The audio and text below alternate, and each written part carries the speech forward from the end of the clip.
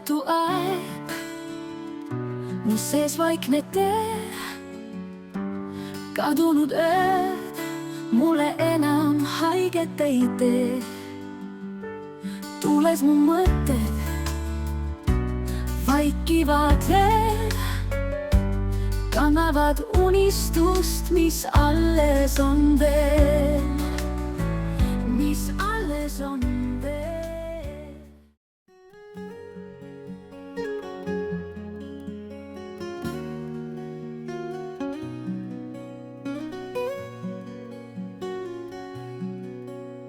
Juuli oli lõppemas ja elu hakkas pärast rasket perioodi tasapisi oma rütmi tagasi leidma. Emma ootamatust surmast ja matustest oli möödas paar nädalat. Lein ei olnud kadunud, kuid ta ei olnud enam kõikemattev. Iga päev tuli tagasi vaikselt, ilma suuremate sündmusteta. Agne elus tähendas see rohkem aega Hanno jaoks. Nende koosolemises oli rahu ja tasakaal ning jutud kokkukolimisest kerkisid taas esile. Seekord loomulikult, ilma sunduseta. Elena suvi kulges teises võtmes. Tema nõustamiskabinetti ilmus naine, kes rääkis kahtlusest, et mees võib teda petta. Vestluse käigus sai Elena aru, et tegemist on Teet Kalmu eksnaise Dianaga. Kuigi Elena rääkis sellest Agnele juba samal õhtul, ei andnud see kohtumine talle 2 nädalat rahu. Samal ajal oli Teet muutunud vaiksemaks ja hoidis Elenast eemale. Istudes Elena elutoa diivanil, ütles Agne lõpuks: "Ma arvan, et sa pead Teeduga sellel teemal siiski rääkima. Sa ju ütlesid, et tal on ka 17-aastane tütar." Elena ohkas: "Ma tean, et peaksin, aga see on keeruline." "Küsi endalt," vastas Agne rahulikult. "Millist nõu sa annaksid inimesele, kes oleks praegu sinuga samas olukorras?"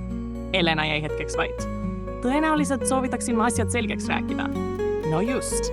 Elena helistas Teedule ja nad kohtusid linnas välikohvikus. Teet ei varjanud, et teadis Diana käigust Elena juurde. Ta rääkis lahutusest, oma haiglasest isast ja eelseisvast kohtuasjast. "Diana on ilus ja pealtnäha intelligentne," ütles Teet, "aga seest parasus. Sellega, et ta leidis noore armukese, oleksin ma ehk toime tulnud. Aga see, et ta minu haigel isal pea sassi ajas ja lasi oma nimele kirjutada tema kodu, see läks üle piiri."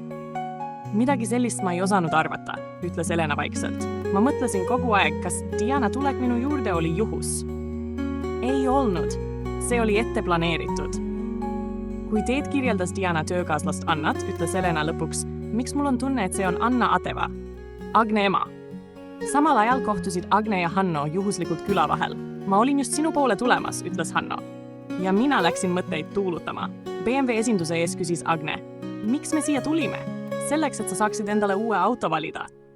"Hanno, kas sa oled põrutada saanud?" "Oli jah selline mõte." "Ma ei ütle kergelt välja, kui ma kedagi armastan," ütles Hanno rahulikult. "Aga see on minu usaldus sinu vastu." Agne märkas valget BMW-d peaaegu kohe. Valge tundus õige, selge ja rahulik. Ost vormistati ning esinduse ees surus Agne müügimehel kätt. "See auto on täpselt teie nägu," ütles Robert naeratades. Mõni päev hiljem ilmusid Hanno vanemad ootamatult Elena ukse taha. Vestlus oli vaoshoitud kuid aus. "Ma kujutasin sind teistsugusena ette," tunnistas Albert. "Halvemana?" küsis Agne. "Jah," lahkudes ütles Albert vaikselt. "Hoolitse enda eest." Peagi olid Agne, Elena ja Säsil teel Saaremaale. Sõit kulges mõnusas rütmis, kuni Säsil tagaistmel väsis ja uinus. Ärkamine sadamas oli talle ehmatav. "Oota, mis toimub?" "Sõidame praamile," vastas Agne. Merereis osutus Säsilile katsumuseks. Kui Agne ja Elena nautisid vaadet ja vaikust, siis Säsil veetis suure osa sõidust tualetis. "Ma ei teadnud, et meri võib nii kõhus keerata," pobises ta. "Sa harjud," muigas Elena. Muhus peatuti poes, osteti toiduvaru ning jutt hakkas vaikselt liikuma plaanide peale. Saaremaale jõudes muutus maastik avaramaks ja aeg justkui aeglustus. Tee viis metsarajale, mille lõpus seisis rootsipunase laudisega majake. Huuv oli lihtne ja looduslik, eemal vanapalkidest saun. "Täitsa armas koht," ütles Elena. "Siin pidi muide kummitama ka," mainis Agne. "Mida?" ehmus Säsil. Õhtu möödus lõkke ääres, vorstikesi küpsetades ja veini juues. Jutud olid kerged, kuid Säsil vaatas aeg-ajalt pimedusse. Öösel nägi ta hoovis kummituslikku meest. Kui ka Agne ja Elena seda nägid, ütles Agne vaikselt: "Ohoo, kummitabki." Hommik tuli rahulik. Päev möödus Saaremaa rütmis. Kaali kraatri ääres jäädi kauemaks seisma, Angla tuulikute juures istuti murule ja Kuressaare lossi juures muutusid jutud mõtlikumaks. Keegi ei kiirustanud. Oli aega vaadata, kuulata ja lihtsalt olla. "Sellist päeva ei ole vaja täis toppida," ütles Elena. "Piisab, kui oled kohal." Õhtul suvemaja naastes ootas ees uus üllatus. Diivanil istusid Hanno, Oskar ja Teet. Oo Jeerum, ütles Säsil. Kummitabki. Ja lausa kolmekesi. Õhtu kasvas grilliks, saunaks ja vaikseks rõõmuks. Agne ja Hanno kadusid vahepeal metsarajale mere poole. Kui nad tagasi tulid, hoidis Hanno Agnet käest. Meil on üks uudis. Ma ütlesin jah, ütles Agne. Klaasid löödi kokku. Selliseid õhtuid ei saa planeerida, ütles Helena. Aga kui nad juhtuvad, vastas Agne, siis nad jäävad. Ja hiljem, kui maja oli vaiksem, lõke kustumas ja meri kuskil pimeduses hingamas, mõtles Agne, et see lugu ei lõppegi tegelikult kunagi, sest iga algav hommik on millegi uue algus.